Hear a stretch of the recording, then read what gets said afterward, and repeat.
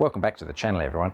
Today we're going to be upgrading over 40-year-old headlight technology with not just some fandangled replacement LED bulb. Oh no siree. We are going to be using 100% road legal complete LED headlight assembly, so that we end up going from this to this. Plus, as an added bonus, angel eyes. Hey. This modification can be done to a plethora of vehicles, from MGB to F100, a Mini to a Mustang.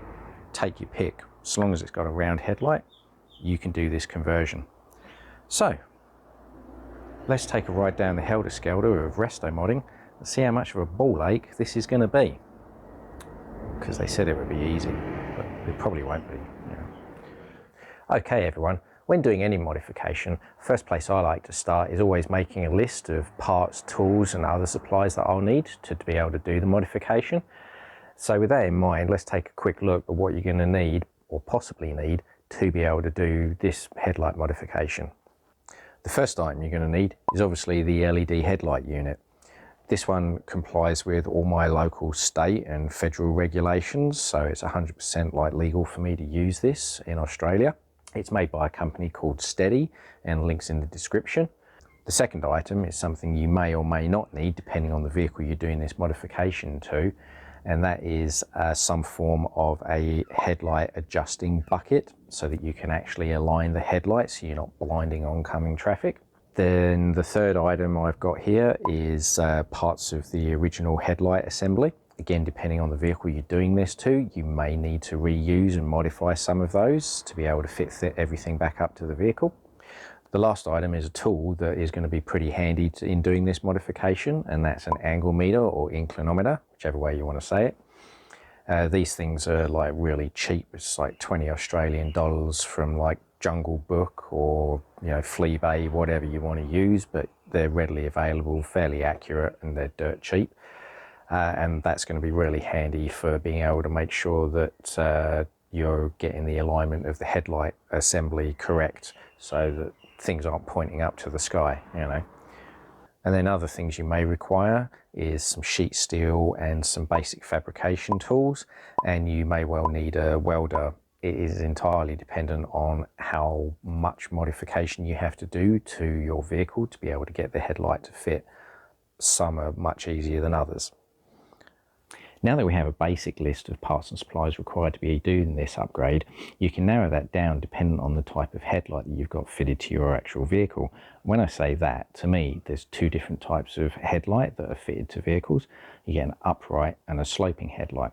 Upright is where the glass lens with the fluting in is basically mounted perpendicular to the chassis of the vehicle. So this would be something like Mark 1 and Mark 2 Ford Escorts, Mustangs, Camaros, all of your utility vehicles from Ford and Chevy with the trucks back in the 50s and 60s, MGB GT, the Mini, so on and so forth. All of those have the glass fluted lens being relatively upright compared to the bodywork of the car. Whereas for me, I've got what's known as a sloping headlight, because the fluted glass lens is actually laid back in the vehicle relative to the front bodywork of the vehicle. So this is from the Beetle, Type 2 or bus, also early Porsches, but things like the Citroen DS and the Renault Alpine is a couple of examples.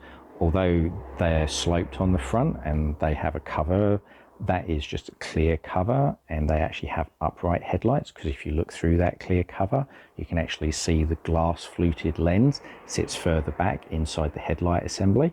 So just keep that in mind. Now that you know the difference between that, you can actually narrow things down as to what you will require, because a lot of you guys with upright headlights, you're probably going to be able to jump ahead to the point where we end up fitting the headlight to the adjuster bucket. So you upright headlight guys probably want to jump ahead to the chapter called Installing the Headlight Adjuster Bucket. Whereas those with sloping headlights, we can carry on and see how we're going to make all of this fit in here. With one of the wings and headlight assemblies removed from the vehicle, it's now a case of trying to figure out how the new LED headlight is going to fit in place of the original bulb reflector. The original bulb reflector sits here in the back of the headlight assembly. It's held in place by one static point and then two adjuster screws so that you can adjust it, obviously. The adjuster screws are only M3 in size, so they're pretty puny, but that's fine because, you know, the original reflector has the all-up weight of a crisp packet, or chip packet for you guys in the old colony. But it's not going to do much cop at stopping something almost 6 times its weight flopping around like a wet fish at the merest hint of a pebble in the road. So with that in mind, instead of just going ahead and like trying to design my own adjuster mechanism that could actually support the weight of the new light, I thought I'd try the aftermarket industry first and see what that had to offer. And lo and behold, that brought forth this little beauty. This is for a Jeep Wrangler 2006 to 8, I think, from memory. It's in the description. It has the correct locating notches for the headlight. It's made from 2mm steel. It's got some good thick springs, so you know there shouldn't be much chance of it rattling around when you hit a pothole, which is great. But that now brings up another problem, because VW, in their cost-cutting mass production fury, decided, yeah, let's not go with a tube that runs parallel to the chassis of the vehicle. No, let's just make an oval pressing and like drop that into the wing, which is great because that then means circle doesn't want to fit inside oval. Great. So what to do? I just thought, bugger it, the easiest thing to do is make my own headlight bulb. And so that's exactly what I did. The first thing we need to do is remove the majority of the old headlight bulb, because in this instance an oval does not a circle make. And then with that out of the way, it's then a case of figuring out how to fabricate the new headlight bulb. The easiest option would be to use some sheet metal and roll it into a tube, and then angle cut that tube and then weld that in place. But as I have neither the finances nor the general need for a sheet metal roller, then I have to go for option B, which is making the headlight bulb in parts. And the foundation for everything else to come off of is going to be just a sheet metal ring. And then with the sheet metal ring fabricated, this is where things get more interesting. And interesting because the headlight adjuster bucket, this has to mount into the new sheet metal ring. And why is it interesting, you ask? Well, that's because the base plate of your headlight adjuster bucket, it needs to be perpendicular to the center line of the vehicle in both the vertical and the side-to-side axes. And that's just basically because you need a reference point so that you don't run out of adjustment or range of motion in your adjuster mechanism, so that you can actually aim your headlights properly, instead of like, if you end up mounting it like that, no matter how much you adjust it, it's never going to point at the road properly. So how do you go about making sure that your base plate is perpendicular to the chassis of the vehicle? And that's where your angle meter or inclinometer comes in handy. It's going to be easy enough on any vehicle to find a flat surface that's relative to the chassis. So that's like your rocker panel or your door sill. Sometimes even the B-pillar on old vehicles is basically 90 degrees to the chassis. But you just have to figure that out for yourselves as to what works for your particular vehicle.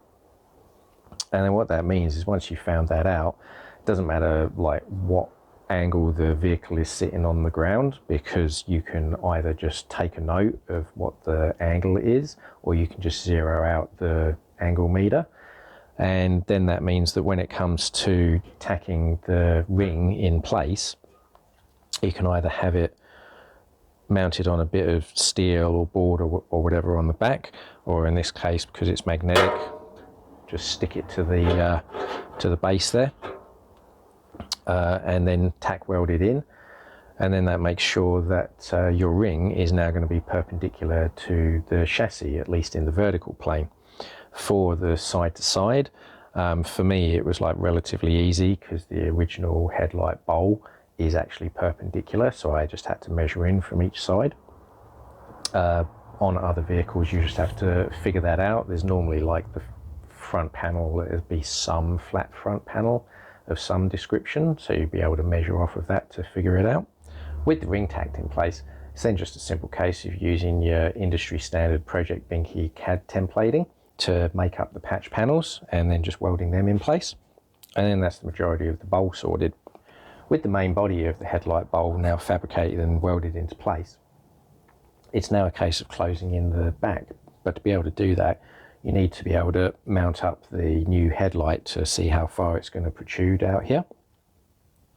And so that's where, when you come to fabricating, it's always a good idea to be thinking ahead, because for me in particular, I ended up modifying the headlight bucket at the same time as I was fabricating the headlight bowl, and that was just because when it came to doing some of the mounting points, if everything was welding in place, I would not have been able to have got to them, because I don't have like a 90-degree drill to be able to get to certain areas, and then also welding in the captive nuts would have been quite difficult. So you have to think ahead when you're like doing this kind of fabrication. You're going to box yourself into a corner. And with that in mind, then it's just a case of mounting the new headlight in place. You can see how far it's going to protrude so that you can then make up the templates for closing in the rear of it. And by the magic of video, hey presto, the new headlight is in place. Now it's just a simple case of making up some more CAD templates to make up steel panels to be able to close in the back of the headlight bowl. But keep in mind that the cables, they need to have a gentle radius on them, not too tight. Otherwise they will stress fracture and break prematurely, so then you have no lighty. So keep that in mind when you're making up the closing in panels. I also had to fit this to the vehicle because my vehicle was lowered, and as the headlight bowl protrudes into the wheel area, I had to make sure that I wasn't going to get any contact between the two. So with that in mind, I used a bit of 50mm wood between the tyre and the headlight bowl just to mark out, to make sure that I really shouldn't have any contact problems. And yeah, like I says, with that in mind, just make up the patch panels and close everything in, and job done. It's ready to chuck back on the car. With the wing bolted back on, it's now time for fitting the headlight adjuster bucket, and it's also the point where the upright headlight people should be rejoining us. But it's also the point where the upright headlight people might very well get lucky again, because if you have a sealed headlight unit, as in the photo here, on the back of it, if it happens to have 3 offset lugs molded into the glass, then that basically means that this aftermarket headlight is going to be a direct replacement because it has the same offset lugs in it. So if you're fortunate enough to be one of these upright headlight people with sealed beams originally, then you can basically jump ahead to the wiring section. For those of us that aren't all that fortunate, it's now a case of having to make this fit in there, or depending on what vehicle you've got, having to try and make it fit your vehicle. Now for me, that basically meant having to cut off the 3 locating tabs and weld on my own tabs, because I've obviously got a recessed headlight bowl here to be able to fit it into. So bending these around really wasn't going to do much good for me. But depending on what vehicle you're fitting it to, you may be able to flatten these out and find a way to mount it to your original bodywork so that everything lines up. But for me, I ended up cutting them off, welding on my own tabs. But basically what you're trying to do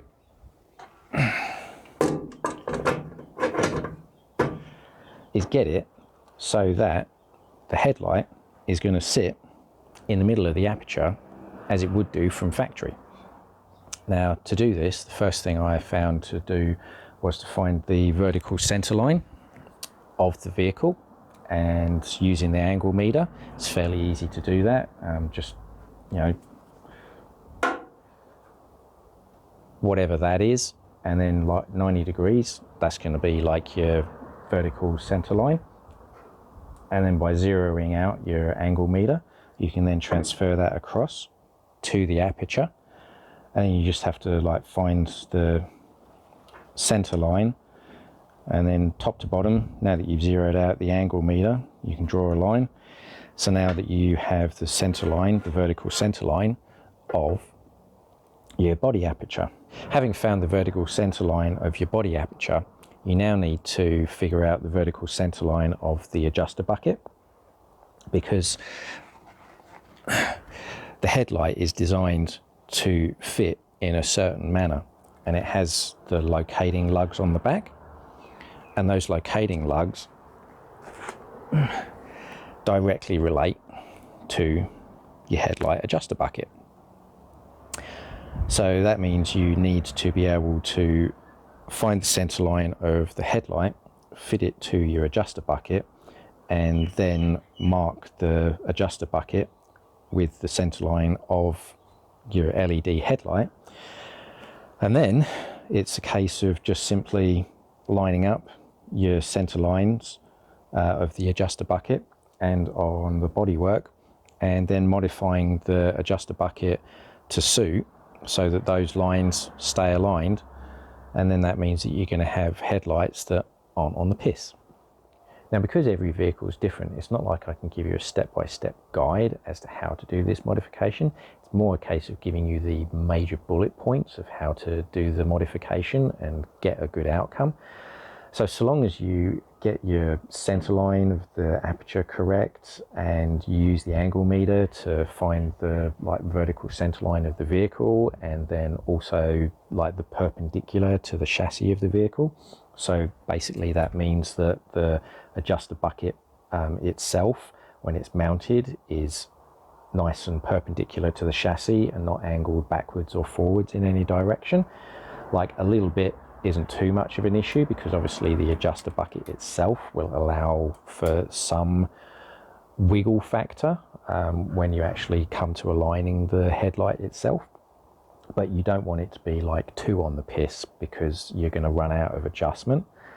So those are really like, you know, the big things to look out for, is to just be like careful when you're doing this, be methodical, make sure you check your angles to make sure that everything is like straight and level. And then hopefully you should be able to have a headlight adjuster bucket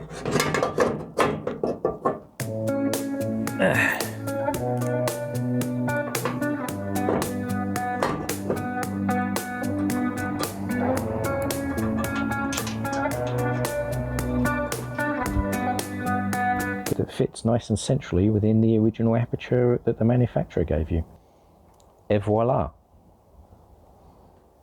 When it comes to the wiring, it's pretty straightforward. There's only 4 wires, and depending on who you've bought the headlight off, they'll either be pre-terminated or they may be loose flying leads. This one has been pre-terminated into a H4 style connector, and that's because it's meant to be a direct replacement for headlights that actually use a H4 style bulb or sealed beam, which means you should have the corresponding connector on your vehicle's wiring loom, and then that just means it plugs directly in. So can't be much simpler than that. If you happen to have flying leads and not a connector on your vehicle's loom, then looking at the connector here, you got ground, dip beam, high beam. So all you need to do is just figure out on your vehicle's wiring loom the corresponding wires as to what they do and connect them up, and away you go. 4th one is your side light or angel eyes. That one again is pretty straightforward. If your side light just has a single wire going to it, then that's a positive for the side light, and you just terminate it directly to here. If you happen to have 2 wires going to your side light, then one of them is going to be a ground, which you'll no longer need, because this one now grounds through the same one as what the main beam does. So all you need to do there is just figure out which is your active positive for the side light, and then connect it up. and job done. Like I said, there's really not too much to it. Just take your time, figure it out, and as Al would say, use your brain. So yeah, fit everything to the vehicle and job done. So there you go, modern LED technology versus old halogen headlight technology. As you can see from the nighttime shots, you'll see that the LED headlight is a lot wider, brighter and crisper in its light output than what the old halogen bulb is. And by disconnecting each of them in turn, you can easily see the difference between the light output of the LED and the halogen bulb. The LED gives a much wider beam pattern than what the halogen one does. And because the LED uses projector technology, so it'll actually give a further reach on the headlight beam as well compared to the halogen one. So was it a worthwhile modification to do? I'd have to say it's a resounding yes. Plus I also get the added bonus of having angel eyes, which I think is pretty cool. It's up to you whether you like that or not. And then the second question is, how much of a ball ache was it to do? Well, if you're fortunate enough to have a later vehicle which has the sealed or semi-sealed headlight units in them with the alignment notches, then really it shouldn't take you much more than an hour to do the entire modification. Simple bit of wiring, job done. As for doing it on an early 1960s Beetle with sloping headlights, there was definitely some blunt force trauma involved in the nether regions on that. Maybe like the way I went about doing the modification was a bit involved.